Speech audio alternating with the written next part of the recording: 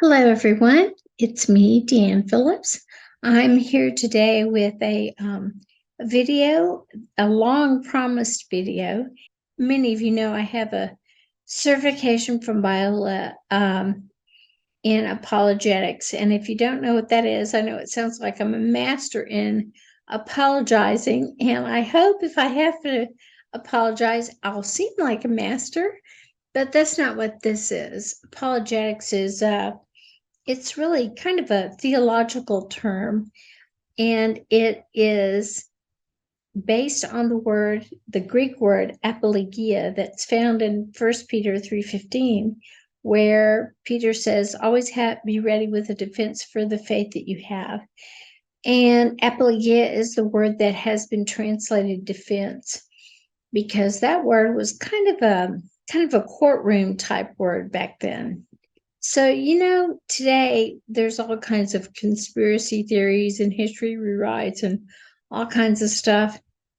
But for centuries, some people have tried to say that Jesus was not a real person. He was just kind of a myth, like Paul Bunyan or King Arthur. And so I'm going to go over some of the stuff of the sources outside the Christian community in the first century, what they had to say about Jesus. Here's some of these names I'm going to massacre, but here we go. So first, let's talk about Flavius Josephus. If you've heard of any of these guys, Josephus is probably the one.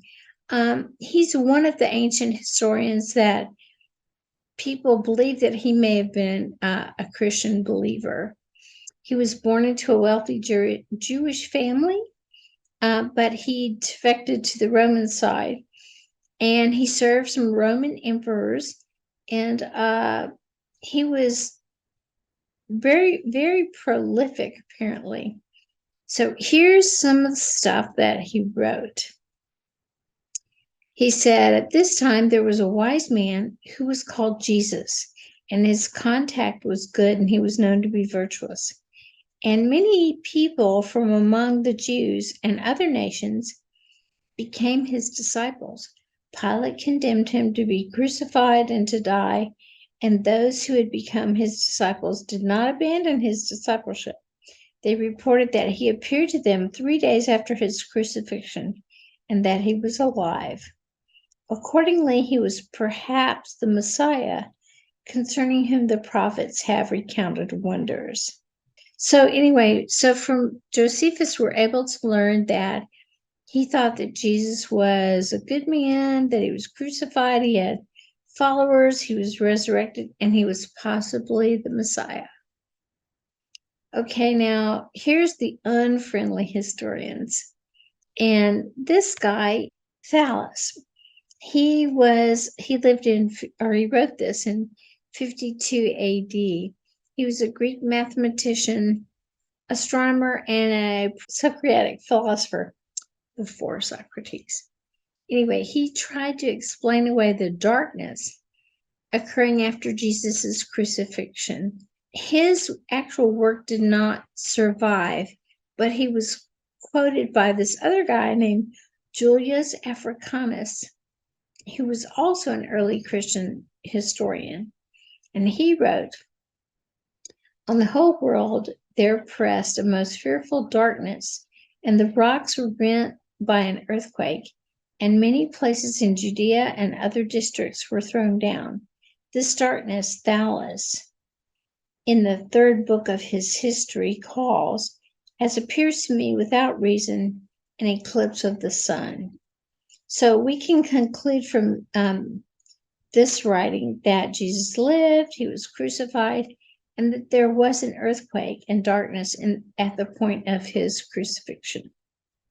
Here's Tacitus. From Tacitus, we can conclude that Jesus of Nazareth lived. He died during the reign of Tiberius by the hands of Pontius Pilate, and he was believed to have been resurrected. Pliny the Younger of the Roman province of Bithynia, 112 AD, Pliny the Younger wrote to Emperor Trajan asking how he should deal with those in his region who had been accused of being Christians. What advantage did the Jews gain from executing their wise king? It was just after that their kingdom was abolished. So from plenty we can conclude that Jesus was crucified. So here we have Lucian. He was a wit and satirist. There's always a clown in the crowd, right? But he was considered to be a brilliant Greek writer in the time of the Roman Empire. And he wrote about Jesus, and he also wrote about the Christians. From what he wrote, we can conclude that Jesus was crucified. It collaborates with all the other information. And the man whom Christians worship clearly refers to Jesus. Even though Jesus is mentioned by name, he's the only person who would fit this description in this writing up here.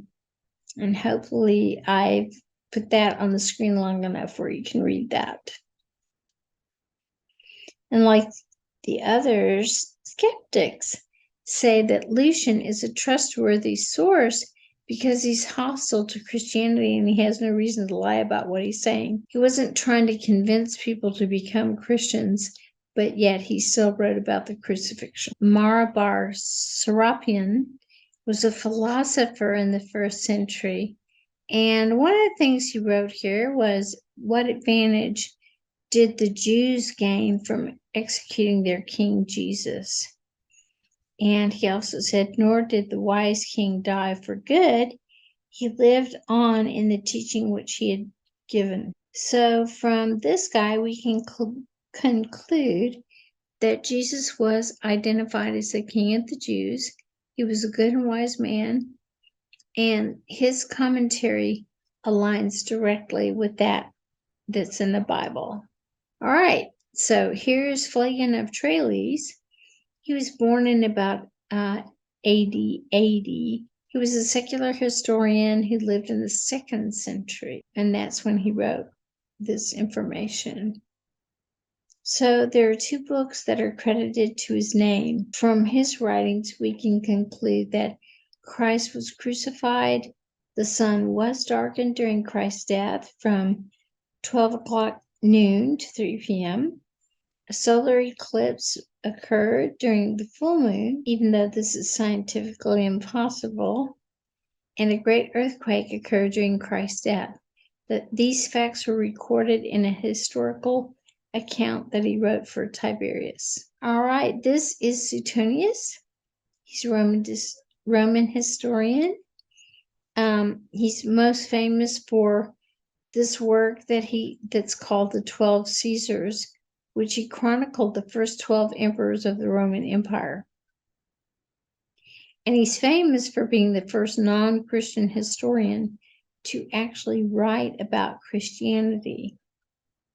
So he wrote, referring to Claudius, expelled the Jews from Rome since they were always making disturbances because of the instigator Christus.